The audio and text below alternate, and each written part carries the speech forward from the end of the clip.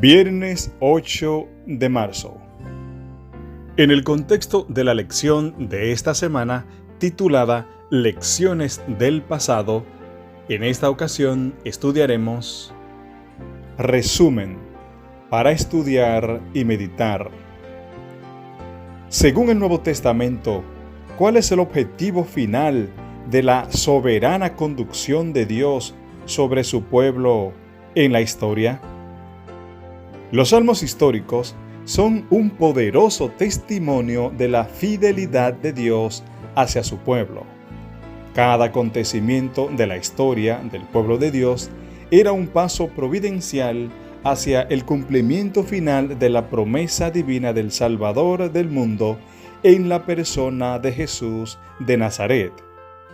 Incluso las pruebas, que a menudo dejaban perplejo al pueblo de Dios y lo hacían pensar que Dios lo había abandonado, estaban bajo el control soberano de Dios y formaban parte de su providencia, porque Dios es el Señor supremo de la historia.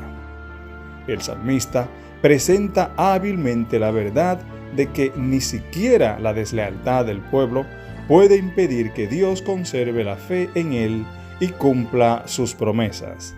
Sin embargo, las personas y los grupos impenitentes fueron excluidos de las bendiciones del pacto y su infame final sirve como advertencia duradera de cómo la vida sin Dios u opuesta a Dios destruye a las personas.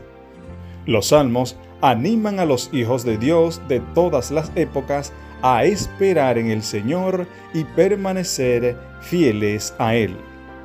No tenemos nada que temer del futuro, a menos que olvidemos la manera en que el Señor nos ha conducido y lo que nos ha enseñado en nuestra historia pasada.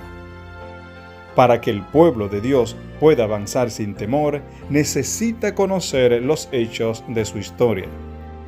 Elena de White aconseja a los creyentes que lean Salmos 105 y 106, por lo menos una vez por semana. La historia del pueblo de Dios demuestra que ninguna promesa que Dios haya hecho en su palabra quedará sin cumplirse. Esto incluye también las promesas divinas de protección individual en la actualidad, como las promesas futuras acerca de la segunda venida de Cristo, que establecerá el reino de Dios de justicia y paz en la tierra nueva. ¿Cuáles son las bendiciones de recordar la fiel conducción de Dios hacia su pueblo en la historia? ¿Cuáles son las consecuencias de olvidar o ignorar las lecciones del pasado? ¿Cómo podemos aplicar este mismo principio a nosotros como iglesia llamada a cumplir la misma misión que el antiguo Israel? ¿Cómo nos animan los salmos a reconocer el cuidado providencial de Dios en nuestra vida y a ejercitar la paciencia y la confianza en los caminos soberanos de Dios, incluso cuando no es fácil entender por qué las cosas suceden como suceden? ¿Cómo podemos hacer que el estudio de la historia del pueblo de Dios ocupe un lugar más destacado en nuestros cultos personales y comunitarios? ¿Cómo podemos ser más intencionales a la hora de contarles a nuestros hijos la historia más reciente del pueblo de Dios?